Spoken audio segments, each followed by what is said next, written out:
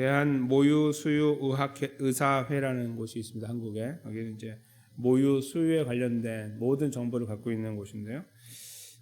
저희가 그 모유 수유에 대해서 이제 경험해 보신 분도 경험해보지 못하신 분도 계시고 이제 특히 남자분들은 뭐 저희가 알지 못하지만 보통 요즘에 이제 21세기 되면서 더 그런지 모르지만 이제 모유가 6개월 정도 지나면 철분이 없어진다라는 말이 있대요. 근데 그건 잘못된 말이라고 이제 여기서 밝히고 있어요. 이거는 모유 수유 의사회뿐만 아니라 WTO라고 하는 세계 보건기구도 또 여기 주변에 이제 큰 병원들을 보니까 다 그렇게 이야기합니다.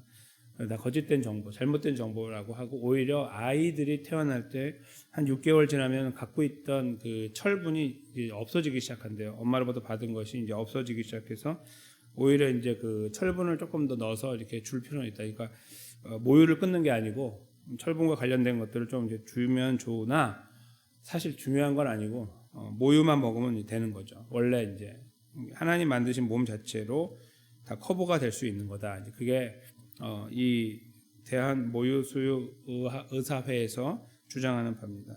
그런데 언제 끊어야 되냐면 어떤 분들은 이제 적어도 2돌 지나면 끊어야 된다 이렇게 말을 한대요. 근데 여기에서 지금 여기나 WTO에서 주장하는 거는 먹고 싶은 대로 먹게 놔두라는 거예요. 그러니까 2년이건 3년이건 4년이건 아이가 떼어질 때까지. 그래서 억지로 떼지 말라고 이제 권유를 합니다. 그러나 이제 워킹맘 즉 일하시는 분들은 그런 환경이 아니잖아요. 그러니까 빨리 떼야 되기 때문에 이제 그렇게 하는 건 어쩔 수 없지만 그렇지 않은 상황이면은 가만히 둬야 된다. 그게 이제 이 의사회가 주장하는 바입니다.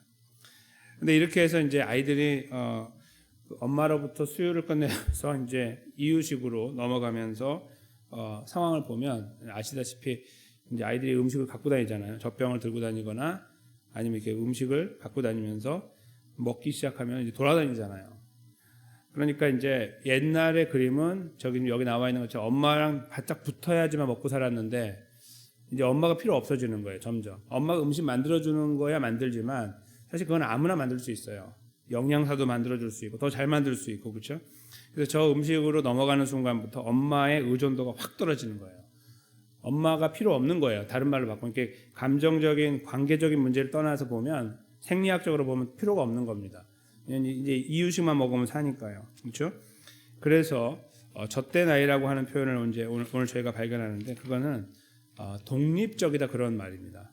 더 이상 엄마가 필요 없다라는 말이에요. 젖된 아이라는 표현은 이제는 엄마 없이도 살 수 있는 나이. 이게 성장했다는 말이 아니라 엄마 없이도 돌아다니면서 내가 먹고 싶을 때 먹고 알아서 내가 할 수 있는 상태가 됐다. 그런 의미가 담겨 있는 말이죠.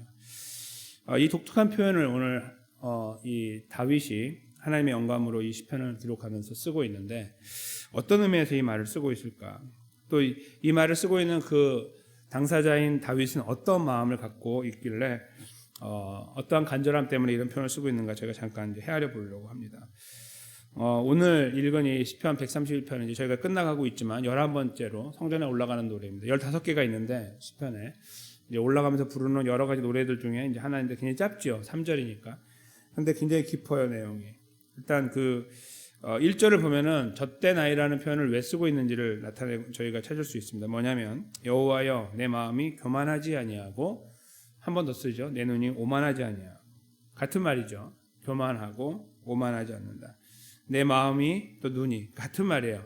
내가 내 자신이 교만하지 않겠다. 이게 이제 2번 말하는 거는 저는 정말 겸손하고 싶다 그런 말입니다.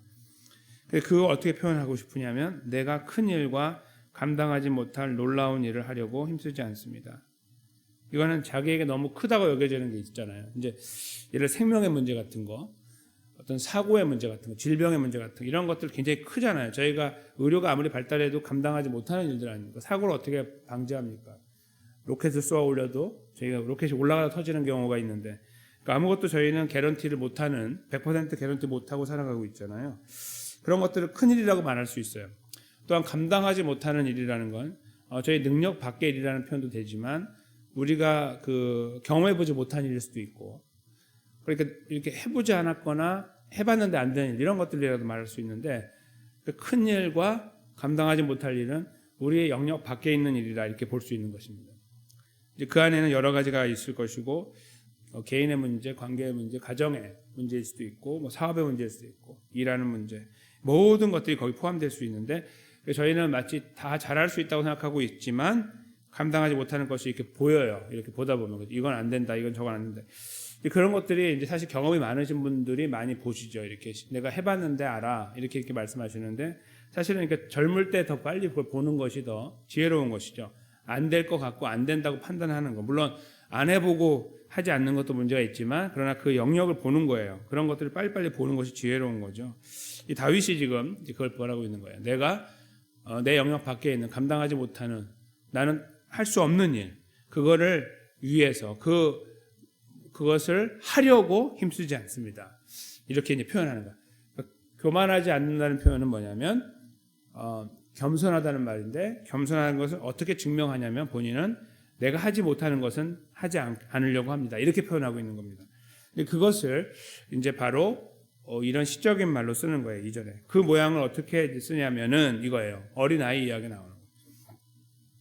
진실로 내가 내 영혼으로 고요하고 평온하게 하기를 그의 어머니 품에 젖된 아이가 그의 어머니 품에 있음 같게 하였다. 한 번 더 하죠. 내 영혼이 젖된 아이와 같다. 젖된 아이라고 하는 말이 이제 여기 등장하면서 다윗이 지금 이 시편을 쓰고 있을 때의 경험과 나이 이런 것들을 고려할 때 이 사람은 충분히 독립적이고 능력 있고 많은 성취를 이루었던 왕이었고 많은 사람들이 존경을 받고 있고 그런 왕이죠. 이제 그런 왕이었을 때에 이것을 썼다고 하면 그는 이런 말을 하기에는 적절한 사람이에요. 왜냐하면 젖된 아이처럼 독립적이니까요. 그리고 자기가 다니면서 지금까지 이루었던 일들을 봐도 그렇고 계속 그렇게 걸어왔으니까. 그러나 그가 자기 영혼이 젖된 아이라고 말할 때에는 다른 의미가 있는 거예요. 나는 그런 독립적인 존재가 충분히 될 수 있고 내가 그렇게 말해도 아무런 지장이 없으나 나는 어미 품에 있다. 즉 어머니가 필요 없는 상태가 됐는데도 불구하고 여전히 어머니를 의존하는 존재로서 자기를 그리고 있는 겁니다. 저것이 바로 겸손입니다. 즉 본인이 교만하지 않는다고 하는 거, 이제 난 엄마 필요 없어요라고 말하고 이유식으로 갈아타면서 자기가 원하는 거 아무 때나 먹으면서 독립적으로 막 자기가 모든 걸 다 하는 것처럼 하고 살아가는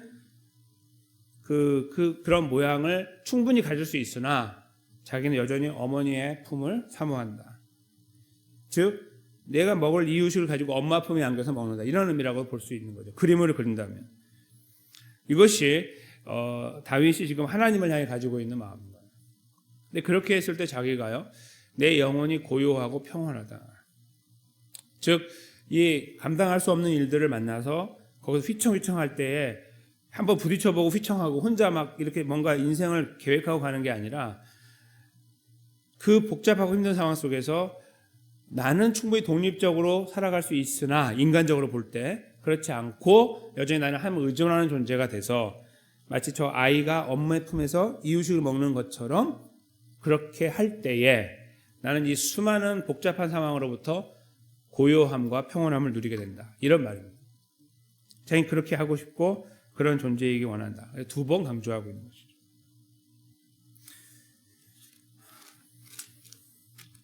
그러면서 이제 그 본인의 노래를 이스라엘과 나누는 것이 마지막 절입니다. 지금부터 영원까지 여호와를 바랄지어다. 나 말고 너희들. 이런 말이죠. 우리 모두는 그래야 된다는 말입니다.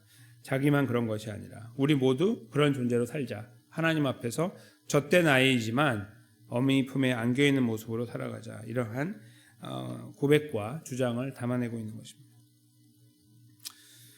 저희가 하나님 앞에 나와 기도하는 것은 바로 이런 모양이라고 생각합니다. 많은 경험과 지식에 의해서 충분히 그냥 지나갈 수도 있으나 삶의 정황에 중요한 거나 그렇지 않은 거 모든 것을 다 가지고 하나님께 달려와서 기도할 때 우리도 모르는 사이에 주권을 하나님께 이양합니다. 하나님께서 해주십시오 이렇게 맡겨드립니다.